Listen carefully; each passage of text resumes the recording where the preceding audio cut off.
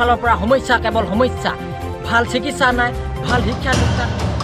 যদি নিৰ্বাচনৰ আগমুহূৰ্তত পথটো যদি মেৰামতি নকৰে আমি প্ৰতিখন গাঁৱৰ প্ৰতিটো অঞ্চলত আমি অসম জাতীয়তাবাদী যুৱ ছাত্ৰ পৰিষদে গাঁৱে ভূঞে আমি জংগী আন্দোলন কৰিবলৈ বাধ্য হ'ম মাৰ্ঘেৰিটা সমষ্টিৰ বুঢ়ীদিহিং মৌজাৰ অন্তৰ্গত সোনজানৰ পৰা বৰডুমচা সংযোগী পথটো মেৰামতি নোহোৱাত অসম জাতীয়তাবাদী যুৱ ছাত্ৰ পৰিষদ কাকপথাৰ আঞ্চলিক সমিতিৰ তীব্ৰ গৰিহণা নিৰ্বাচনৰ আগমুহূৰ্তত যদি মেৰামতি নকৰে তেন্তে গাঁৱে গাঁৱে আন্দোলন কৰিব বুলিও হুংকাৰ দিয়ে